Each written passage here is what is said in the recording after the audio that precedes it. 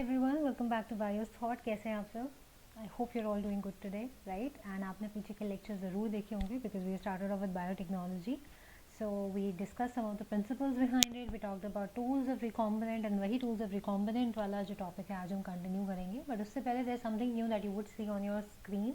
At the very top you can see that these particular lectures that I am taking, they can be used for your NEET examinations. ठीक है, अगर आप NEET के लिए बैठने वाले हैं तो ये लेक्चर्स बहुत ज़्यादा हेल्पफुल रहेंगे. अगर आप एसएससी के स्टूडेंट हैं फॉर एनीथिंग, इधर it is CGL, CHSL, JD, whatever exam that you are giving under SSC, तो भी आप ये लेक्चर्स दे सकते हैं. ओके, जनरल साइंस में आपके बायो के कुछ क्वेश्चंस आते ही हैं, so they would be helpful. And कोई भी अदर ऐसा एग्जाम जो आप दे रहे हो जहाँ पे भी जनरल साइंस के क्वेश्चन पूछे जाते हैं, फिजिक्स, केमिस्ट्री, बायोलॉजी के क्वेश्चन वहाँ पूछे जाएंगे, these lectures would be beneficial.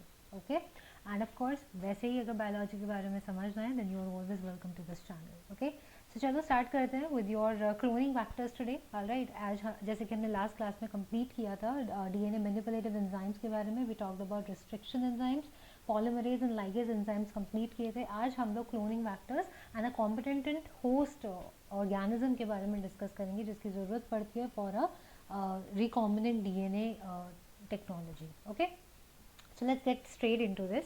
सबसे पहले जब हम बात करते हैं क्लोनिंग वैक्टर्स की, आई होप ये चीज़ अच्छे से क्लियर हो गई होगी अब तक सबको कि क्लोनिंग वैक्टर का मतलब क्या होता है. ठीक है, क्लोनिंग का मतलब कॉपीज करना and vector simply stands for like a carrier, right? तो वैक्टर कोई व्हीकल या कैरियर है जो कि डिलीवर करता है एक फॉरेन पीस ऑफ डीएनए को टुवर्ड्स योर होस्ट ऑर्गेनिज्म, उसके अंदर उसे डाल देता है एंड देन उसको एक ऐसे तरीके से हम इंजीनियर कर सकते हैं सो दैट ये हमें क्या नाम है ईजिली लिंक कर जाए to the foreign DNA and there can be the selection of recombinants from the non recombinants. ठीक है, so cloning vector simply stands for multiple copies,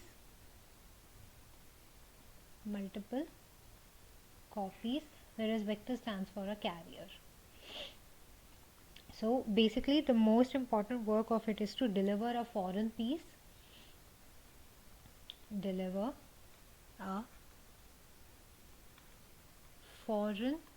piece of DNA into a host organism, है ना, यही काम है. ठीक है, now ये दो चीज़ों में हेल्प कर सकता है. Helps in easy linking of foreign DNA. Okay, helps in easy linking of foreign DNA, and apart from that it also helps in the selection of recombinants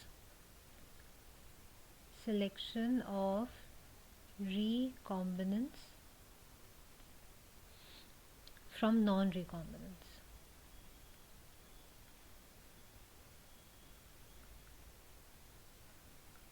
ठीक है, रिकॉम्बिनेंस को नॉन रिकॉम्बिनेंस में selection करने के लिए ये बहुत ज़्यादा हेल्पफुल हो सकता है. अब हम बात करते हैं क्लोनिंग वेक्टर्स के कुछ फीचर्स की. ठीक है, तो फीचर्स कई सारे हैं, एक एक करके समझेंगे. Will talk about the essential features now. अब फीचर्स में सबसे पहले होता है origin of replication. Okay, the first and the foremost thing that we have is origin of replication, जिसे शॉर्ट में ओरी भी लिखा जाएगा. ओके, अभी मैं समझाती हूँ what this is. So basically मान लेते हैं ये जो ओरिजिन ऑफ रेप्लिकेशन है ये एक छोटा सा सीक्वेंस है. ठीक है, जहाँ से रेप्लिकेशन शुरू होता है किसी भी डीएनए पीस के लिए. ठीक है, and any piece of DNA जब लिंक कर दिया जाएगा to this sequence can be helpful to replicate within the host cell. यानी कि मेरे पास एक सीक्वेंस है और उसका एक स्पेसिफिक मेरे पास एक पूरा लाइक लेट्स से डीएनए का एक थ्रेड है. ठीक है, उसका एक स्पेसिफिक सीक्वेंस होगा जो कि ओरी होगा, जो कि ओरिजिन ऑफ रेप्लिकेशन होगा. ठीक है, अब यहाँ से रेप्लिकेशन शुरू हो जाती है. ठीक है, और अगर कोई भी डीएनए बाहर का जो फॉरेन डीएनए मैं इसी पीस के साथ लिंक कर दूँ, उन दोनों को अटैच कर दूँ, तो वही ओरिजिन ऑफ रेप्लिकेशन की वजह से वो जो डीएनए यहाँ पे अटैच था वो भी रेप्लिकेट होना शुरू हो जाएगा within the host organism, within the host cell. ठीक है, अब अगर मान लो कि एक ऐसा तुम्हारे पास डीएनए पीस है जो कि किसी भी तरीके से मतलब एक एलियन ऑर्गेनिज्म में ट्रांसफ़र कर दिया. ठीक है, तो ये जो डीएनए होगा ये अपने आप मल्टीप्लाई नहीं कर सकता. ओके जो जब उसको ज़रूरत होगी तो ये अपने आप मल्टीप्लाई नहीं कर सकता। लेकिन जब आप इसे इंटीग्रेट करो into the genome of that recipient, यानी कि उस पर्टिकुलर ऑर्गेनिज्म के, उस क्या नाम है, फॉरेन ऑर्गेनिज्म की बॉडी के अंदर, एलियन ऑर्गेनिज्म की बॉडी के अंदर, जब मैं इस डीएनए को इंटीग्रेट करूँ, उसके जीनोम में इसे इस्टेब्लिश कर दूँ, it might become a part of that chromosome. ठीक है, उस पर्टिकुलर एलियन ऑर्गेनिज्म के क्रोमोजोम का वो पार्ट बन जाएगा and then it gains the ability to replicate. समझ पा रहे हो? यानी कि किसी भी डीएनए, फॉरेन डीएनए को मुझे अगर एक एलियन बॉडी के अंदर डालना है तो मैं उसे ऐसे डाल के नहीं छोड़ दूंगी, उससे उसका रेप्लिकेशन नहीं होगा, वो बेकार है, this is not a part of technology. लेकिन वही उस डीएनए पीस को तुम अगर जो ऑर्गेनिज्म का क्रोमोसोमल स्ट्रक्चर है, उसका जो जीनोम है, उसमें इंटीग्रेट कर दोगे तो उसमें एबिलिटी आ जाती है रेप्लिकेट होने की। ठीक है, तो किसी भी क्रोमोसोम के अंदर ये एक स्पेसिफिक डीएनए सीक्वेंस होता है जिसे हम ओरिजिन ऑफ रेप्लिकेशन कहते हैं, जिसका काम ही होता है कि इसको रेप्लिकेट करना है, मतलब दिस इज़ द पार्ट जहाँ से रेप्लिकेशन शुरू होगा। तो अगर किसी भी एलियन डीएनए को मैं इस पार्ट से लिंक कर दूँ, ओके, तो वो जो एलियन पीस होगा डीएनए का, that will replicate and multiply itself in the host organs. ये चीज़ याद रखनी है। Okay, so an alien DNA is linked with the origin, मैं शॉर्ट में ओरी ही लिख रही हूँ इसे, ठीक है, with the ori, so that this piece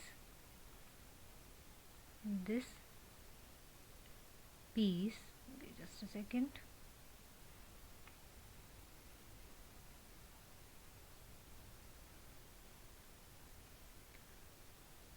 हाँ, so that this piece, ठीक है, of DNA can replicate and multiply itself.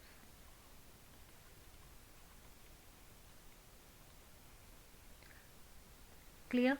मतलब ये तुम्हारा अगर डीएनए का जो स्ट्रैंड है, इसका इतना वाला पार्ट तुम्हारा ओरी है, ठीक है, this part is the origin of replication.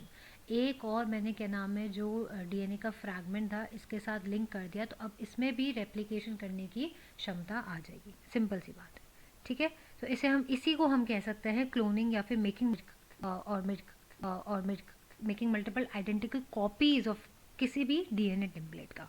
ठीक है, ऑलराइट। अब याद रखना है कि ये जो सीक्वेंस है, ये जो ओरी सीक्वेंस है, ये आपका रिस्पॉन्सिबल होता है कि कितनी कॉपी नंबर बनने हैं। ओके, उसका जो कंट्रोल होगा, ऑलराइट, वो भी ओरी के हाथ में होगा कि कितनी जो हमने लिंक किया डीएनए, उसका कितना कॉपी बनना है, इसका कंट्रोल भी ओरी के हाथ में होता है। ओके, तो अगर किसी एक को रिकवर करना है ज़्यादा से ज़्यादा कॉपीज उस टारगेटेड डीएनए का, देन उसको क्या करना होगा, it has to clone it in a vector where origin support high number of copy. यानी कि विद इन दिस ओरी, इसके अंदर भी स्पेसिफिक एरियाज है जहाँ पे ये जीनोमिक कॉन्स्टिट्यूएंसी प्रेजेंट होती है कि कहाँ पे कितने पार्ट पे कितना ज़्यादा कॉपीज बन सकती हैं। Okay, so this comes out for your origin of replication. Fine. Second चीज़ होती है, we have your selectable marker.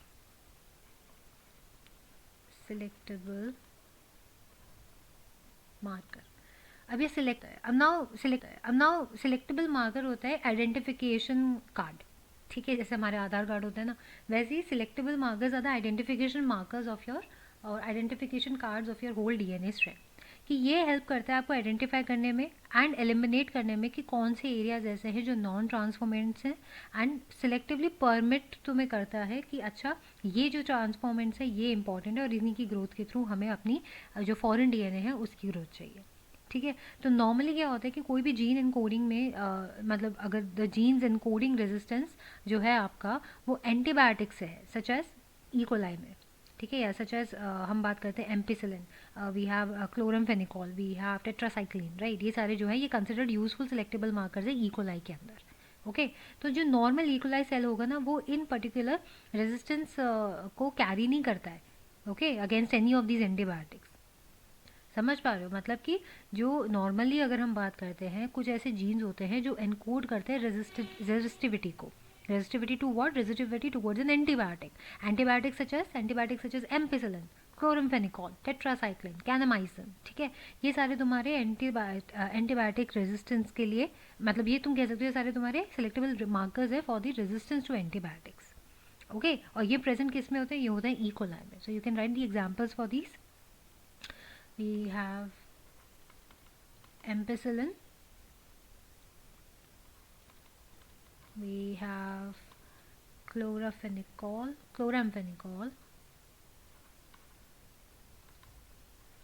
ठीक है. इसके बाद हमारे पास tetracycline etcetera. These are all your selectable markers for E. coli. ठीक है.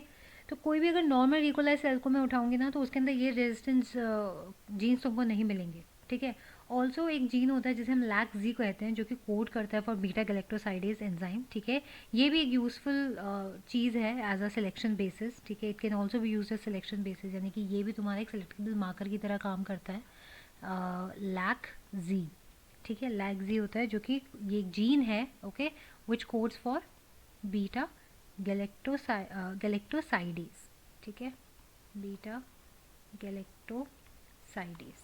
तो even this can be as use as a selection basis, यानी कि इसको भी इस्तेमाल किया जा सकता है एज एन सिलेक्टेबल मार्कर. तो ये एंजाइम क्या करते हैं ना, इट यूटिलाइजेज इट्स सबस्ट्रेट, जो भी इसका सबस्ट्रेट होता है जिससे वो अटैच होता है, ताकि वो एक ब्लू कलर का एक प्रोडक्ट देते हैं. उसको यूटिलाइज करता है, उसको उसके थ्रू एक ब्लू कलर का प्रोडक्ट बना देता है. और यही जो आपका सबस्ट्रेट फॉर बीटा गैलेक्टोसाइडेज है, इसी को हम क्रोमोजेनिक कह देते हैं, कलर प्रोड्यूसिंग कह देते हैं. ठीक है. तो ये एक सिलेक्टेबल मार्कर की तरह काम कर दिया, आइडेंटिफिकेशन कर दिया कि अच्छा ठीक है, किसी भी पर्टिकुलर अगर तुम्हारे पास एक प्लेट है जिसके अंदर तुम्हारा एक specific let's say beta galactosidase ही है, मतलब कोई सबस्ट्रेट ही है उसका रखा, तो तुम पहचानोगे कैसे? With the presence of how कि LAC-Z जब उसको क्या नाम है प्रोड्यूस यूटिलाइज करके सबस्ट्रेट को और एक ब्लू कलर का प्रोडक्ट प्रोड्यूस कर देता है, तो वो हमें बता देता है कि अच्छा ये क्रोमोजेनिक इन नेचर में, so this could be the substrate for beta galactosidase. ठीक है. So this is the job of your selectable marker. Right. अब हम बात करेंगे क्लोनिंग साइट्स की. This is the third point, cloning sites. Okay. अब cloning sites होते हैं कि किसी भी अगर एलियन डीएनए को तुम्हें लिंक करना है ना, तो वेक्टर के पास वो कुछ बहुत ही कम, ठीक है, मान लो या तो फिर इक्का दुक्का एक ऐसी ही कुछ रिकॉग्निशन साइट्स होनी चाहिए जो कॉमनली रिस्ट्रिक्शन एंजाइम इस्तेमाल करता हो. ठीक है. तो मतलब अगर एक मतलब presence of more than one अगर रिकॉग्निशन साइट तुमको मिलेगा एक ही वेक्टर के अंदर, तो वो कई सारे सेवरल फ्रेगमेंट्स को जनरेट करने की कैपेसिटी रखता है. और अगर कई सारे फ्रेगमेंट्स जनरेट हो गए तो फिर वो पूरी जीन क्लोनिंग को कॉम्प्लिकेट कर देगा. खुद सोचो ना, अगर एक तुम्हारे पास सिंपल सा वेक्टर प्रेजेंट है, ठीक है, एक सिंपल वेक्टर है, जैसे ये यहाँ पे तुम वेक्टर देख रहे हो, राइट, इसको PBR322 कहते हैं. ओके. तो ये जो तुम्हारा PBR322 है, ये ई कोलाई का क्लोनिंग वेक्टर है, राइट. तो मतलब ई कोलाई क्लोनिंग वेक्टर ही है ये तुम्हारा PBR322. तो अगर इसके अंदर मैं कई सारे ऐसे साइट्स देख लूँ जो कि तुम्हारे क्या नाम है क्लोनिंग साइट्स होंगे, तो वो कई सारों में कैपेसिटी होगी कई सारी कॉपीज़ बनाने की. तो खुद सोचो ना, फिर वो बहुत ज़्यादा कॉम्प्लिकेट नहीं कर देगा पूरी क्लोनिंग सिस्टम को, राइट. अगर कई ज़्यादा होगा, इक्का दुक्का साइट्स होना बेस्ट है, उससे ज़्यादा नहीं. So the gene of interest जो हमारा है, अगर मैं उसे इंसर्ट करती हूँ किसी भी एक रिस्ट्रिक्शन एंजाइम साइट की तरफ लोकेट कर देती हूँ, उसको वहाँ पे इंटीग्रेट कर देती हूँ, ठीक है, किसी भी एंटीबायोटिक रेजिस्टेंट जीन की तरफ या फिर किसी भी सिलेक्टेबल मार्कर जीन की तरफ, कुछ इस तरीके से कि जो तुम्हारा रिकॉम्बिनेंट वेक्टर है ना, वो तुम्हारी एंटीबायोटिक रेजिस्टेंस या एंटीबायोटिक रेजिस्टिविटी को वो लूज़ कर दे because of that insertion of foreign DNA to any of your selectable marker. ठीक है. But it can still be selected out from the non-recombinant ones by the presence of your intact antibiotic resistance किसी भी other selectable marker के लिए. मेरे कहने का मतलब यहाँ पे ये हुआ कि अगर मैं ऐसे PBR322 को ले लूँ, मान लो, ठीक है, इसकी किसी भी साइट पे, ओके, इतनी सारी तुम्हें साइट्स देखेगा, BAMH1, CEL1, PVU, second PST1, right, ये सारे तुम्हारे रिस्ट्रिक्शन एंजाइम साइट्स हैं. ठीक है. अगर इनमें से किसी भी साइट की तरफ या फिर कोई भी एंटीबायोटिक रेजिस्टेंट जीन साइट है जो कि तुम्हारी है ये AMP एंड TET, राइट, ये तुम्हारे क्या नाम है रेजिस्टेंस जीन्स है, एंटीबायोटिक रेजिस्टेंस जीन्स है, और बाकी सारे जो बाहर शो कर रहे हैं ये सारे रेस्ट्रिक्टिंग साइट्स है तुम्हारी. इनमें से किसी भी पार्ट की तरफ अगर मैं एक फॉरेन डीएनए को लिंक कर दूँ, ठीक है, तो क्या होगा ना कि किसी भी तरीके से अगर मैं इसको लिंक कर दूं अपने जीन ऑफ इंटरेस्ट को, तो वो क्या करेगा कुछ इस तरीके से वो ना उस एंटीबायोटिक रेजिस्टिविटी की जो कैपेसिटी है तुम्हारे वेक्टर की, वो उसे लूज़ करवा देगा. ठीक है. It will lose it due to the insertion of that foreign DNA.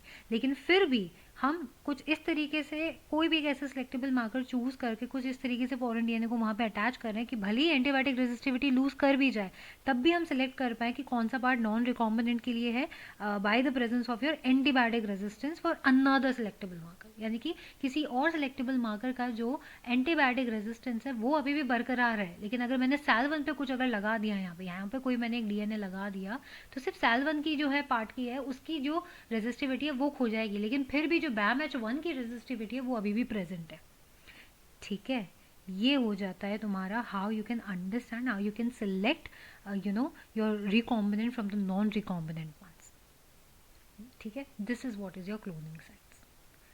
Fine, okay. Second I mean fourth part यहाँ पे तुम्हारे पास आता है the size of vector, the size of vector. Okay, तो साइज ऑफ वेक्टर में ये बहुत ज़रूरी है कि जो आपका वेक्टर है it should be as small even as large molecules have tendency to break down during purification, क्योंकि क्या होगा जब आगे चल के इनको ट्रांसफॉर्म किया जाएगा into the host organism, so they need to be smaller in size. ठीक है, तो बहुत कॉमनली यूज कुछ एग्जांपल्स होते हैं वेक्टर्स के जो कि हम रिकॉम्बिनेंट डीएनए टेक्नोलॉजी में इस्तेमाल करते हैं। सो सबसे पहले तुम्हारे पास आता है प्लाज्मिड आता है। ठीक है, the first thing that we have is the plasmids.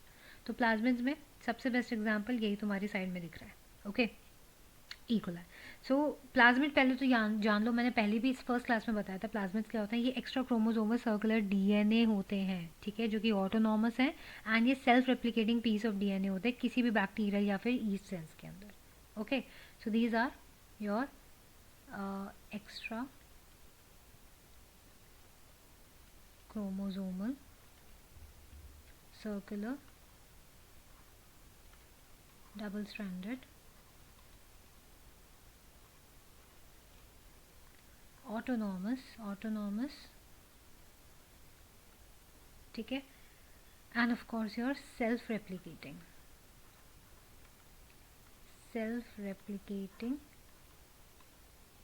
piece of DNA in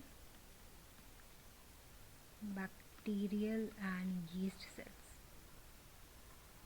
okay, तो इनका काम क्या होता है कि इनके पास प्रॉपर्टी होती है कि मतलब जो बैक्टीरिया की एंटीबायोटिक रेजिस्टिविटी की जो प्रॉपर्टी होती है तो ये उस चीज़ को कन्फर कर सकते हैं। एंड कभी कभार कुछ वायरुलेंस प्रॉपर्टीज़ भी होती है इनके पास। जैसे हमारे पास एक होता है एक प्लाज्मेट जिसका नाम है TI प्लाज्मेट, जो कि एग्रोबैक्टीरियम ट्यूमिफेशियंस का है। ठीक है, so they have this antibiotic resistance against the bacteria and they have that virulence features as well. Okay, सबसे बेस्ट एग्जांपल है, इसको तो तुम अच्छे से रट लो, ये जो यहाँ पे साइड में डायग्राम है for all the NEET students out there. SSC वालों को करने की ज़रूरत नहीं है, इतना ज़्यादा ध्यान से नहीं पूछा जाएगा, साइट्स याद रख सकते हो। ओके, तो ये जो PBr322 है ये बेटा तुम्हारा ई क्लोनिंग वेक्टर है। ठीक है, इकोलाई का क्लोनिंग वेक्टर है ये, that shows the restriction sites. Restriction sites यहाँ पे कौन कौन से हैं? हिंद थर्ड है, ठीक है, BAMH1 है, सेल 1 है, PVU सेकेंड है, PST फर्स्ट है, PVU फर्स्ट है, ओके, ECORAR 1 है, CLAR 1 है। ये सारे तुम्हारे के नाम है रिस्ट्रिक्शन साइट्स हैं। ओके, ये रहा origin of replication site. All right, इसके बाद जो AMPR एंड TETR है ये तुम्हारे एंटीबायोटिक रेजिस्टेंस जीन्स हैं। और जो यहाँ पे रॉप प्रेजेंट है ये सिर्फ और सिर्फ कोड करता है कुछ ऐसे प्रोटीन्स का जो कि इन्वॉल्व होते हैं रेप्लिकेशन में। ठीक है, so this codes for proteins involved in replication. Fine, okay. अब यहाँ पे अगर मैं थोड़ा सा एक्सप्लेन कर दूँ तो ये जो पूरा नाम है PBR322 का, ओके, एग्जाम्पल में ले लेते हैं और PBR322। So what does this whole stand for, मतलब क्या है मतलब, राइट? तो ये जो P है, this P stands for plasmid. Okay, BR, ये जो BR शब्द है, BR stands for Bolivar and Rodriguez. बोलिवियर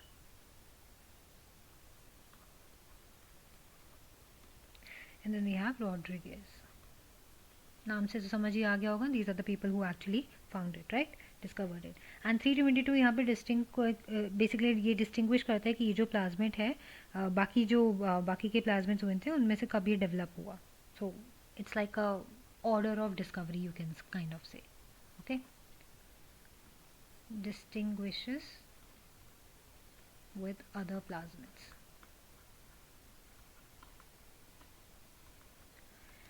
ठीक है. So this is the name that is PBR322. Alright. अच्छा, अब यहाँ पे ना तुम्हारे दिमाग में एक चीज़ आ रही होगी विच इज़ अगेन कि क्या क्या कुछ कैरेक्टरिस्टिक्स हम कह सकते हैं इसके जो होंगे. तो जो तुम्हारे PBR322 के कैरेक्टरिस्टिक्स हैं वो तुम ये मान लो कि इसका जो साइज़ है वो तुम्हारा 4.3 KB है. बहुत छोटा साइज़ है. ठीक है. एंड देन वी हैव यहाँ पे जो है आपके 2 set of antibiotic resistant gene मौजूद हैं. ठीक है. तो जो देयरफॉर यहाँ पे क्या होगा, जो सिलेक्शन है वो एक 2 स्टेप प्रोसेस होगा. ठीक है. जो कि सिलेक्शन प्रोसेस होता है तो वो 2 स्टेप होता है क्योंकि यहाँ पे 2 जीन्स इनकोडेड है, resistance genes. Okay. So 2 resistance genes, right. And तीसरा कैरेक्टरिस्टिक ये हो सकता है कि ये बहुत ही ज़्यादा हाई कॉपी नंबर के क्लोनिंग करने में सहायता करता है. Okay. High cloning number. Okay. हाँ, अब बात आती है कि कि यहाँ पे there must be somewhere like you had this doubt कि मैम ये जो प्लाज्मिड डीएनए होता है और एक क्रोमोसोमल डीएनए होता है, इनमें डिफरेंस क्या होता है ना. हमने प्लाज्मिड डीएनए अभी सुना. Then we have something called as chromosomal, right. तो थोड़ा सा यहाँ पे इस चीज़ को भी समझ लेते हैं फिर आगे की तरफ बढ़ेंगे. Then we have chromosomal DNA. ठीक है. तो अब अगर मैं इनकी बात करूँ तो प्लाज्मिड डीएनए जो है ना तुम्हारा, अब ये है हमेशा डबल स्ट्रैंडेड.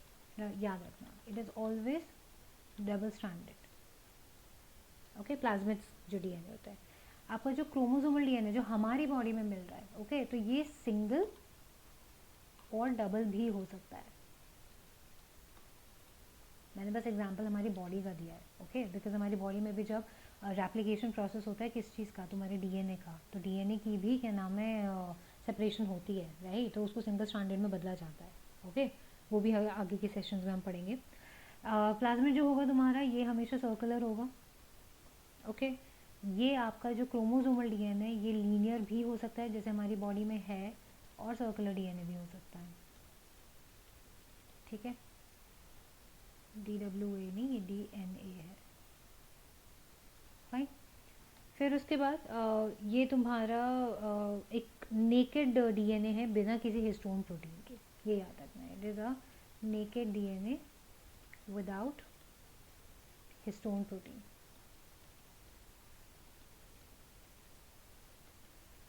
यहाँ पे वो मौजूद होगा. Okay. Coated with histone. Coated with histone. Fine. और बाकी कई सारी चीज़ें कि कुछ इसका जो मतलब वाइटल जीन नेसेसरी है, इट डज़ नॉट कैरी, कोई ऐसा वाइटल जीन वो नहीं कैरी करता अपने सेल के लिए जो प्लाज्मिड होता है. ठीक है. मतलब it does not carry any vital gene for its cell. And जो क्रोमोसोमल है इट डज. आपको पता ही है कि हमारी बॉडी का जो क्रोमोसोम है, जो डीएनए है, it is like a booklet, like a manual for all the instructions for your body, है ना. हर एक चीज़ की इन्फॉर्मेशन उसी में प्रेजेंट होती है. हालांकि जो ऐसा कुछ प्लाज्मिड डीएनए में तुम्हें देखने को नहीं मिलता. ओके. अब हम बात करेंगे आगे की तरफ which is your again the selection using antibiotic resistance की. अब अगर मान लो कि हमें सिलेक्शन करनी है किसी भी प्लाज्मिड वेक्टर को लेकर, हमें सिलेक्शन करनी है यूजिंग इट्स एंटीबायोटिक रेजिस्टेंस. ठीक है.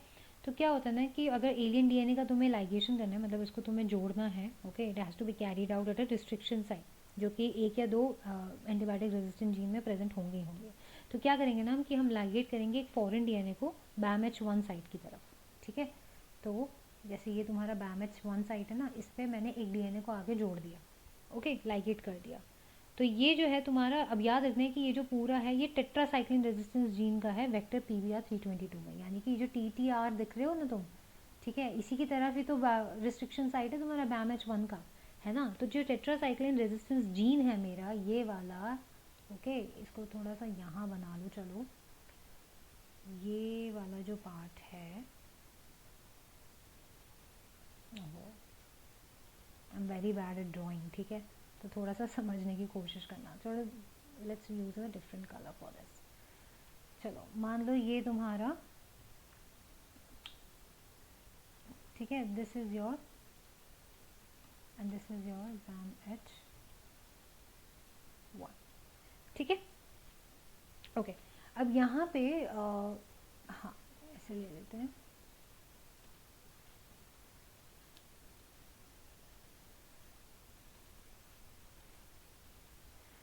ठीक है, तो ये जो टेट्रासाइक्लिन रेजिस्टेंस जीन है मेरा, ये पूरा रेड वाला पार्ट, ठीक है, उसका जो एक स्पेसिफिक रिस्ट्रिक्शन साइट है, एंटीबायोटिक रेजिस्टेंट साइट है, जो कि है मेरी BAMH1। ठीक है, अब इसमें मैंने डीएनए को लिंक कर दिया, फाइन। तो क्या होगा ना कि जो रिकॉम्बिनेंट प्लाज्मिड है मेरा, वो टेट्रासाइक्लिन की रेजिस्टिविटी को लूज़ कर जाएगा, बिकॉज मैंने डीएनए को जोड़ दिया इसके पास। ठीक है, पर फिर भी वो क्या कर सकता है ना, वो अभी भी सिलेक्ट कर सकता है, मतलब it can be still be selected out from your non recombinant ones. कैसे? ताकि प्लेटिंग के through, so that the transformant on the ampicillin containing medium could be move out. यानी कि अब तुम्हें ये तो पता ही है कि ये वाला जो साइट है, ये एम्पिसिलिन वाला साइट है पूरा, है ना।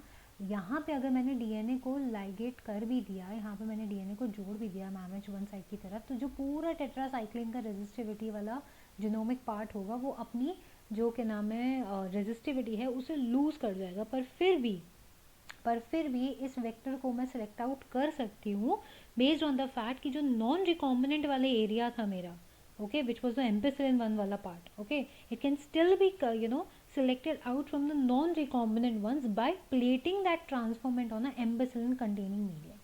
यानी कि मैंने एक मीडियम बनाया जिसमें एम्पिसिलिन प्रेजेंट था, और इसी वेक्टर को मैंने वहाँ डाल दिया। फिर भी जो रेजिस्टिविटी थी वो टेट्रासाइक्लिन वाले जीनोम पार्ट की खत्म हो जाएगी, लेकिन जो बाकी का है वो स्टिल इंटैक्ट रहेगा, और वो एम्पिसिलिन मीडियम में ग्रो कर पा रहा है, क्योंकि वही उसका दूसरा रिस्ट्रिक्टिंग जीन है, एंटीबायोटिक रिस्ट्रिक्टिंग जीन है, तो वो ग्रो कर जाएगा और उसको आप सिलेक्ट आउट कर सकते हो।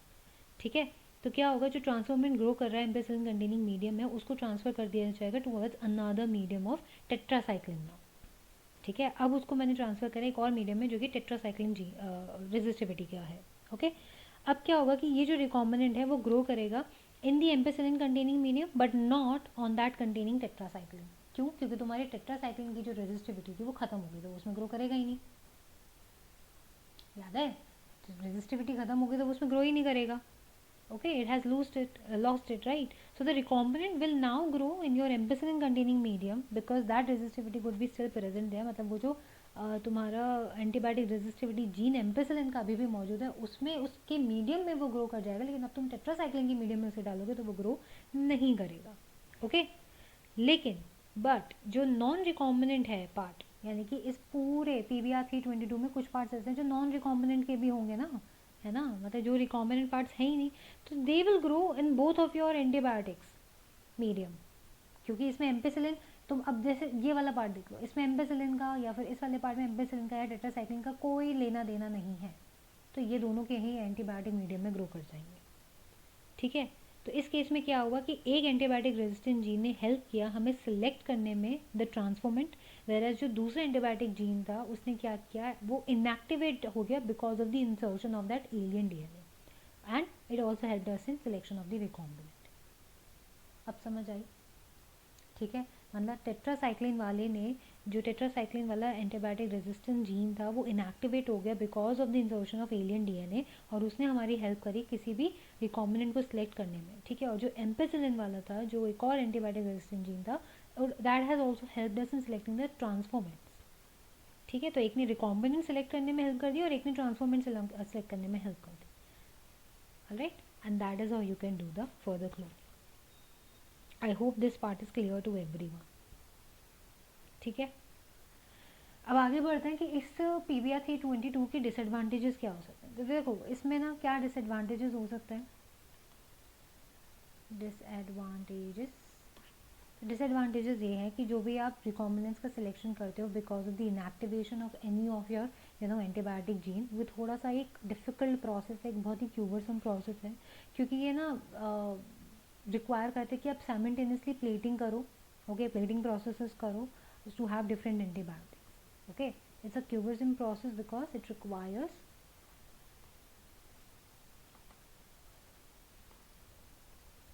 simultaneous plating on two plates having different antibiotics, है ना। जैसे अभी हमने एम्पिसिलिन और उसका किया ना, एम्पिसिलिन का किया और तुम्हारा टेट्रासाइक्लिन किया है, तो बैक टू बैक हमने 2 मीडियम्स बनाए थे एंटीबायोटिक्स के, राइट? तो बहुत क्यूबरसम हो जाता है, डिफिकल्ट हो जाता है एक से दूसरे में ट्रांसफर करना, it's not that easy.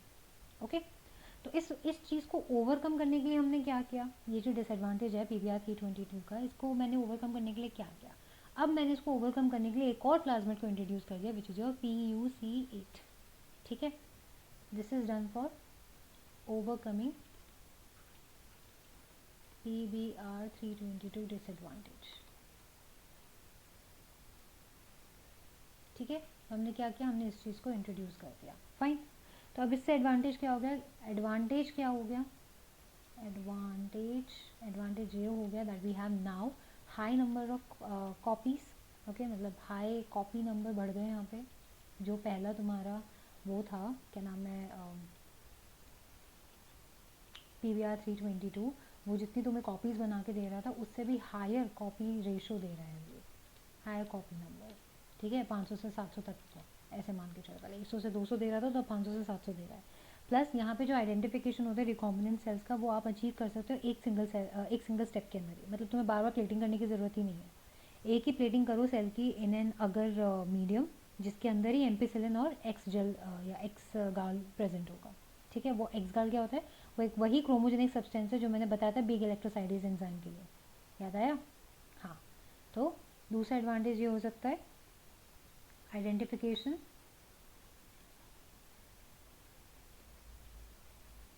Can be done in one step using agar medium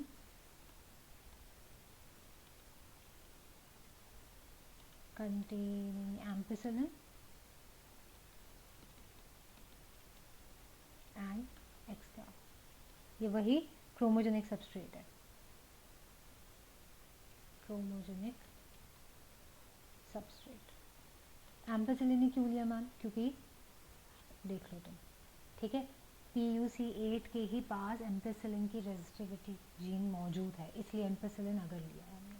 ठीक है, और जैसे मैंने बोला कि एक्स गैल भी प्रेजेंट है, यानी कि क्रोमोजेनिक सब्सटेंस प्रेजेंट है, इसका मतलब ये देखो लैक्जी, ये रहा लैक्जी भी तो मौजूद है ना, तो इसलिए। ठीक है, अब ये जो ब्लू वाइट सिलेक्शन होती है, अगर ये तुमने सुना होगा, तो जो ब्लू वाइट सिलेक्शन हम कहते हैं ना, बेसिकली क्या होता है कि जो ऑल्टरनेटिव सेलेक्टेबल मार्कर है ना तुम्हारे इस PUC8 के अंदर, देख पा रहे हो ऑल्टरनेटिव सेलेक्टेबल मार्कर्स हैं, राइट? तो ये क्या करते हैं ना, ये डिफ्रेंशिएट करते हैं आपके रिकॉम्बिनेंट को फ्रॉम द नॉन रिकॉम्बिनेंट। किस बेसिस पे, इस बेसिस पे कि उनका जो मतलब वो कौन सा कलर प्रोड्यूस कर पाते हैं in the presence of a chromogenic substance.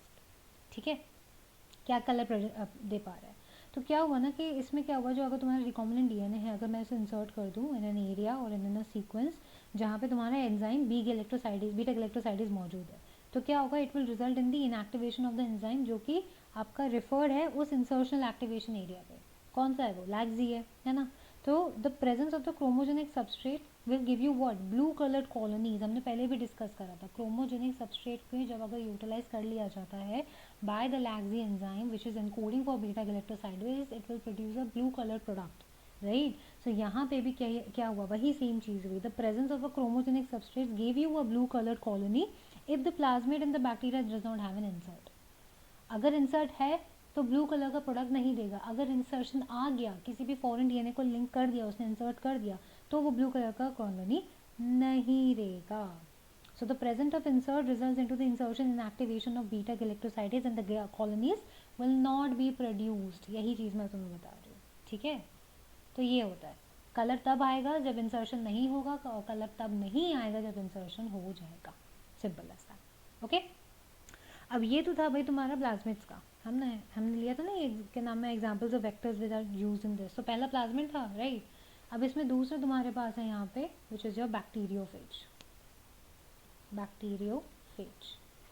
ठीक है, तो बैक्टीरियोफेज क्या है, ये कुछ नहीं है, एक वायरस है जो कि इन्फेक्ट कर सकता है बैक्टीरिया को, और इसके अंदर एबिलिटी होती है रेप्लिकेट करने की, within that bacterial cell only.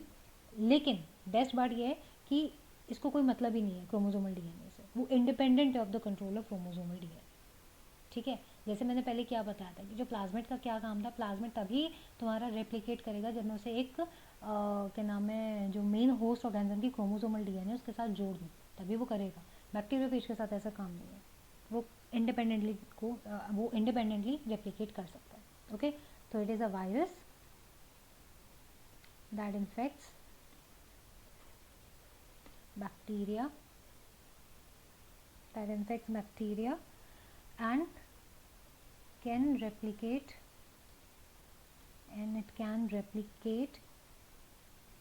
independent of chromosomal DNA. ठीक है. अभी जो बैक्टीरियोफेज होते हैं ये बिकॉज कई सारे होते हैं, इनका जो पर सेल का नंबर होता है बहुत ही ज़्यादा हाई होता है, उसकी वजह से ये बहुत ही ज़्यादा हाई कॉपीज़ भी बना लेते हैं अपने जीनोम की. ठीक है, विद इन दैट बैक्टीरियल से, ये याद रखना है. तो अगर मान लो हमें लिंक करना है किसी भी एलियन पीस को इस बैक्टीरियोफेज के साथ, तो क्या करना होगा, हमें मल्टीप्लाई करना होगा इस के नंबर को equal to the copy number of the bacteriophage. ये याद रखना है. यानी कि जो भी डीएनए का तुम एलियन, मतलब जो भी तुमने एलियन पीस लिया डीएनए का, ठीक है, उसको तुम्हें अगर बैक्टीरियोफेज के साथ लिंक करना है तो इसके लिए क्या ज़रूरी है कि जितना कॉपी नंबर बैक्टीरियोफेज का है ना, उतने ही कॉपी नंबर तुम्हें पहले डीएनए के बनाने पड़ेंगे, तभी तुम उसके साथ उसको लिंक कर सकते हो. ठीक है. तो सेवरल बैक्टीरियोफेज होते हैं जो कि यूटिलाइज किए जाते हैं इस क्लोनिंग प्रोसेस के अंदर, but most commonly used ones are your lambda phage factor. ठीक है, लैम्डा ऐसे ही बनाते हैं ना, लैम्डा यू. ठीक है, सो लैम्डा फेज वैक्टर एक, और इसके साथ है एक और which is your M13 phase.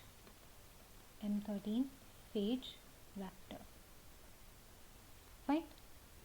Okay, तो इन दोनों का इस्तेमाल किया जा सकता है फॉर द प्रोसेस. ऑलराइट. अब इसके बाद जो सी पार्ट लेते हैं, यानी कि तीसरी चीज़ फॉर द आरडीटी प्रोसेस की, और क्या क्या हम क्लोनिंग वैक्टर्स का इस्तेमाल कर सकते हैं. हमारे पास एक चीज़ होती है जिसे हम कहते हैं कॉस्मेट. ठीक है, कॉस्मेट क्या होता है मैम? कॉस्मेट होता है, ये कॉम्बिनेशन साइट्स होता है किसका, लैम्डा फेज का एक कॉस साइट होता है. ठीक है, लैम्डा का एक कॉस साइट होता है, यानी कि अगर ये ऐसा तुम्हारा लैम्डा वेक्टर है मान लो, समथिंग लाइक दैट. ठीक है, एक्सक्यूज मी. तो इसके अंदर ना एक स्पेसिफिक साइट होती है, कुछ साइट्स होती हैं जिसको कॉस साइट कहा जाता है. Let's say this part. ठीक है, तो इसको कॉस साइट कहा जाता है. तो ये जो कॉस साइट होती है लैम्डा फेज की, तो ये कॉम्बिनेशन है, मतलब cosmid is a combination of this cos site of your lambda phage और एक प्लाज्मिड डीएनए का. ठीक है, so it is a combination of cos site of lambda phage and plasmid DNA.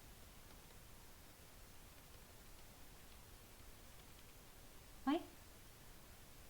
सी हो गया. उसके बाद डी ले लो एक और कौन से वेक्टर है, we have Y A C vector. ये भी तुमने सुना होगा. ठीक है, तो वाई ए सी वैक्टर होता है यीस्ट आर्टिफिशियल क्रोमोसोम. इसकी फुल फॉर्म है यीस्ट आर्टिफिशियल क्रोमोसोम. फाइन. तो जो यीस्ट आर्टिफिशियल क्रोमोसोम है ये कंसिस्ट करता है टीलोमेरिक सीक्वेंस को. सेंट्रोमेयर इसमें प्रेजेंट है, एंड ऑफ कोर्स इसके अंदर प्रेजेंट होता है replicating sequence from your yeast chromosome. Simple. ठीक है, so it consist of a telomeric sequence, centromere and autonomous replicating sequence.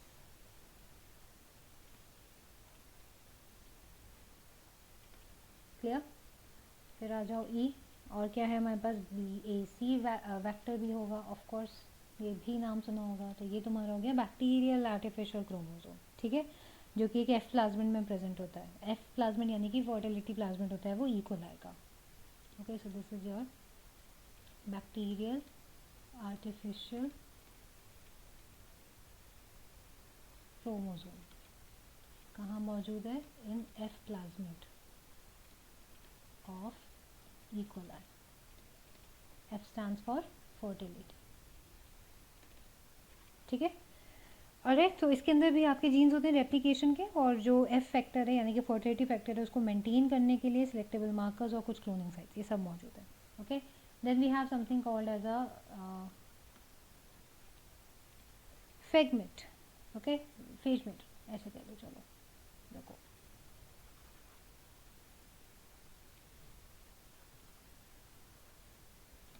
ठीक है, फेजमेट. तो ये बहुत ही एक कॉम्प्लिकेटेड सा स्ट्रक्चर है. किस चीज़ का बना है, बैक्टीरियोफेज और एक प्लाज्मेट का. एंड ये ज़्यादातर जो बड़े डीएनए सीक्वेंसेस को कैरी करना होता है उसके लिए यूज़ होता है. ठीक है, तो तुम इसे कह सकते हो it's like a mixture of bacteriophage plus plasmid. Okay, and then we have your G, which is nothing but your transpose as vectors, transposons as vectors, transposons as vectors. ठीक है, तो ये आपके डीएनए के यूनिट होते हैं जो move करते हैं from one DNA molecule to another, ऐसे याद रखो.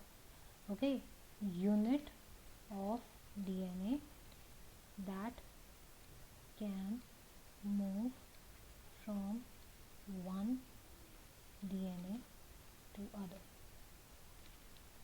ठीक है, फिर आ जाओ vectors for cloning genes in plants. अब एच पार्ट है तुम्हारा vectors for cloning gene in plants. Fine. तो अब यहाँ पे आता है तुम्हारा वो टीआई प्लाज्मिड जिसकी मैं स्टार्टिंग में बात कर रही थी. ठीक है, TI plasmid of your agrobacterium tumefaciens है ये. ऑलराइट, तो ये जो एग्रोबैक्टीरियम ट्यूमिफेशियंस की मैं बात कर रही हूँ, यहाँ पे एग्जांपल ले लेते हैं. Your agrobacterium tumefaciens. ठीक है, ये आपका एक पैथोजन है. ऑलराइट, कई सारे डाइकोट प्लांट्स में होता है ये. ओके, जो कि क्या कर सकता है कि it can deliver a piece of DNA जिसको हम टी डीएनए कहते हैं. ठीक है, तो ये क्या कर सकता है T DNA, it can transform your normal plant cells into a tumour. वो उसको ट्यूमर में बदल सकता है. ठीक है, और इन्हीं ट्यूमर सेल्स को वो डायरेक्ट कर सकता है to produce more chemicals that are required for the pathogenic process. Cool ना, इंटरेस्टिंग राइट. सो बेसिकली इसके पास क्या है, इसके पास प्रेजेंट है एक टी डीएनए जो कि transform the normal cell into a tumour,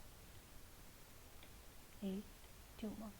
ठीक है, और इन्हीं ट्यूमर सेल्स को फिर वो डायरेक्ट भी कर सकते हैं कि वो और केमिकल्स बनाए ताकि पैथोजन के लिए इस्तेमाल किए जा सके.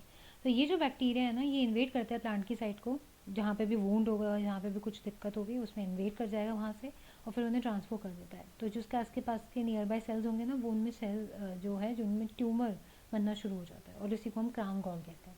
यानी कि फॉर एग्जाम्पल ये तुम्हारे हेल्दी सेल्स हैं प्लांट के.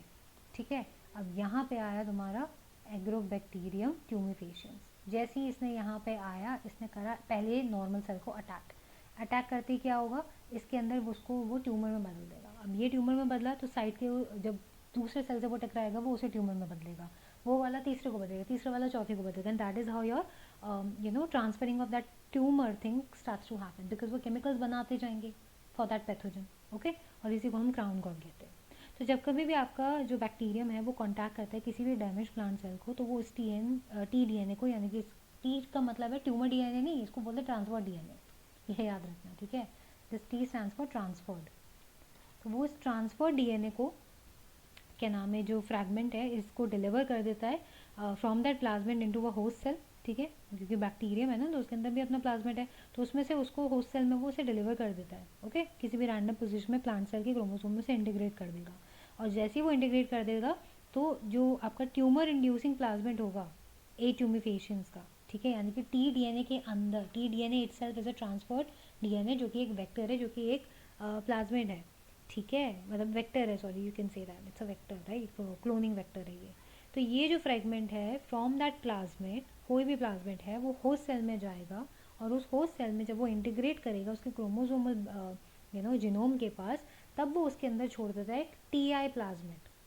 किसका, एग्रोबैक्टीरियम ट्यूमिफेशियंस का. टीआई प्लाज्मिड ही तुम्हारा ट्यूमर इंड्यूसिंग प्लाज्मिड कहलाया जाता है. ओके, जैसे ही उसने उस ट्यूमिफेशियंस के प्लाज्मिड को छोड़ा, उसे मॉडिफाई कर दिया into a cloning vector now. And now कोई भी पैथोजेनिक प्लांट्स इस, मतलब कोई भी pathogens like what should I से, जब उसे मॉडिफाई कर दिया इनटू अ क्लोनिंग वेक्टर ना, now no more pathogenic to this plant, but it is still will be able to mechanism to deliver more genes of our interest into a variety of plants as there. ठीक है, यानी कि what I'm trying to say here is कि bacterium लिया और उस bacterium को मैंने प्लांट के अंदर डाल दिया. ठीक है, डैमेज प्लांट के अंदर, सेल के अंदर मैंने डाल दिया. अब इस बैक्टीरियम ने अपना टी डिलीवर कर दिया, इसने अपना टी को डिलीवर कर दिया, ठीक है। अब टी जब डिलीवर हो गया, वो फ्रेगमेंट प्लाज्मिड से निकल के होस्ट सेल के अंदर चला गया और उसने अपने आप को क्रोमोसोम के साथ बांध लिया। जैसे ही उसने अपने आप को एक क्रोमोसोम के साथ बांध लिया, तब इस क्रोमोसोम में बांधते ही वो छोड़ेगा क्या, वो छोड़ेगा T plasmid. T plasmid is tumour inducing plasmid, ठीक है, हम इसी की बात कर रहे हैं। तो ये जो ट्यूमर इंड्यूसिंग प्लाज्मिड है of this agrobacterium will has now been modified into a cloning vector, जो अब पैथोजेनिक तो नहीं रहा नेचर में, लेकिन अब इसी को हम इस्तेमाल करके इसके मैकेनिज्म को इस्तेमाल करके हम अपने डिज़ायर्ड जीन्स को इंट्रोड्यूस कर सकते हैं, ठीक है। That is how your vectors for cloning gene in plants can take place. So the first part being your T I plasmid of Agrobacterium tumefaciens, ठीक है, कुछ इस तरीके से दिखता है, देखो इसको।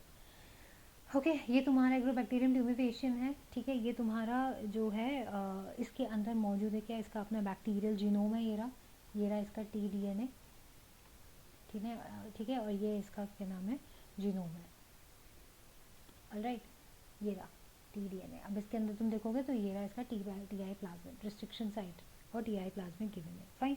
अब इसी को उठा के मैंने इंसर्ट कर दिया into the gene of your मतलब insertion of that gene happens into the plasmid using your restriction enzyme and DNA ligase. पहले भी पढ़ा है, वही चीज़ है, ठीक है। सो एक चीज़ याद रखनी है, क्या किया आपने कि आपके पास डीएनए था जिसमें जो डिज़ायरेबल ट्रेट्स हैं उसके जीन प्रेजेंट थे, ठीक है। उसको मैंने उठाया और मैंने अपना टी आई प्लाज्मिड एग्रोबैक्टीरियम का उठाया, दोनों को मैंने डीएनए लाइगेज के थ्रू और उसके रिस्ट्रिक्शन साइट पे उसको जोड़ दिया और रिकॉम्बिनेंट टी आई प्लाज्मिड बना दिया। अब इसी रिकॉम्बिनेंट टी आई प्लाज्मिड को मैंने एक प्लांट सेल के अंदर इंट्रोड्यूस करा, जो कि कल्चर में ग्रो कर रहा था, ठीक है, उसके अंदर इंट्रोड्यूस करा, ऑलराइट, ये रहा T DNA carrying new gene with in the plant chromosome, और उसको तुम्हारे प्लांट सेल के अंदर इंट्रोड्यूस कर दिया और फिर उसके बाद उसको ग्रो करना शुरू करा। एक बार वो मैच्योर हो गया, उसके थ्रू हमने सेल्फ रिप्रोडक्शन कराया, and then you can see the regeneration of plants starts to happen with the new traits that we needed, ठीक है। तो ये हो जाता है तुम्हारा vector for cloning gene in plants, the example for Agrobacterium tumefaciens, okay. इसके अलावा भी कुछ चीज़ें होती हैं, जैसे कि for example viruses used to clone genes in animals, used to clone genes in animals। तो इसके अंदर क्या होता है, इसके अंदर होता है जैसे हमारे पास होता है रेट्रोवायरसेस, ठीक है, रेट्रोवायरसेस होते हैं। तो ये कुछ ऐसे वायरस होते हैं जो एनिमल्स में होते हैं जिनमें एबिलिटी होती है नॉर्मल सेल्स को कैंसरस बनाने की, ठीक है। तो क्या करा जाता है, इन रेट्रोवायरसेस को थोड़ा सा डिसार्म कर दिया जाता है जब उनसे हमें जेनेटिक इंजीनियरिंग में यूज़ करना है, और फिर उसको डिलीवर मतलब उसको यूटिलाइज करते हैं ताकि हम अपने डिज़ायरेबल जीन को डिलीवर कर सकें इनटू दैट एनिमल, ओके। तो क्या होता है कि एक या मतलब एक बार अगर जीन या फिर कोई डीएनए फ्रैगमेंट हमने लाइगेट कर दिया टू द सूटेबल वेक्टर, तो वो ट्रांसफॉर्म कर देगा इनटू अ बैक्टीरियल सेल और अ होस्ट सेल, ठीक है। And the last thing that we have over here is your shuttle vector. ये एक अनदर एग्जाम्पल है हमारा क्लोनिंग वैक्टर के लिए, जिसे हम कहते हैं शटल वैक्टर।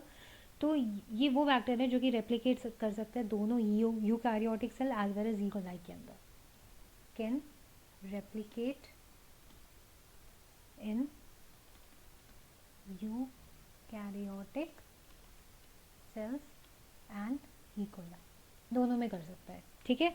तो बिकॉज इसके पास दो टाइप के ओरिजिन ऑफ रेप्लिकेशन एरियाज होते हैं और सेलेक्टेबल मार्कर्स होते हैं, एक जो सिर्फ यूकैरियोटिक सेल के लिए होता है और एक जो उसके ई कोलाई के लिए होता है, ओके। तो यहाँ कहानी खत्म होती है फॉर योर वेक्टर्स, फाइन। अब एक लास्ट टॉपिक डिस्कस कर लेते हैं and then we will complete the session. I know बहुत लंबा सेशन हो गया आज का, because cloning vector itself was a very big topic, right. तो अब बारी आती है कुछ होस्ट ऑर्गेनिज्म की। अब हमने कॉम्पिटेंट कुछ होस्ट चाहिए, है ना, जब इतना सब कुछ काम कर रहे हो तो एक तमीज़ का एक तुम्हारे पास होस्ट भी तो होना चाहिए ना, तो जाके वो जो कि इस ट्रांसफॉर्मेशन में हेल्प कर सके, राइट। तो हमेशा याद रखना है कि योर डीएनए, जब हम बात करते हैं डीएनए की, तो DNA is a hydrophilic hydrophilic, हाँ, it's a hydrophilic molecule. Hydrophilic जानते हो हाइड्रोफिलिक का मतलब क्या है, पता ही होगा। हाइड्रोफिलिक मॉलिक्यूल यानी कि इट हेट्स वाटर, है ना, हाइड्रोफिलिक है, यानी कि it can not pass through cell membranes, ठीक है। रीज़न क्या है, रीज़न बस यही है कि क्या होता है ना कि किसी भी अगर आप बैक्टीरिया को फोर्स करते हो ताकि वो कोई प्लाज्मिड ले सके, so what happens, the bacterial cells will first be made competent to take up that bacteria, to take up that DNA, यानी कि if I am forcing a bacterial cell to take up the plasmid, मुझे उसके लिए पहले bacteria को थोड़ा सा competent बनाना पड़ेगा ताकि वो डीएनए के लायक बन सके. तो ये कैसे होगा? This is done by treating them with specific concentrations of your divalent cation such as your calcium. ठीक है. So what do we actually treat the bacteria with divalent cations like calcium. ठीक है. कैल्शियम के साथ इसे treat करते हैं. Okay. जिससे क्या होता है, ये डीएनए की मतलब ये बेसिकली बैक्टीरिया की एफिशिएंसी को बढ़ा देता है सो दैट डीएनए उसके अंदर एंटर कर जाए थ्रू इट्स पोर्स. ठीक है. Increases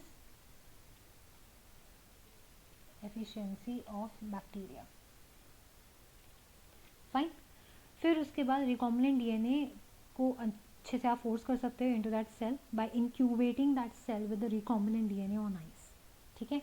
so next step is to incubate the recombinant DNA with bacteria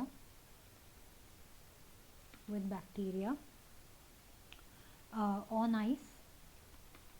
ठीक है. Now this needs to be followed by placing them in a heat shock.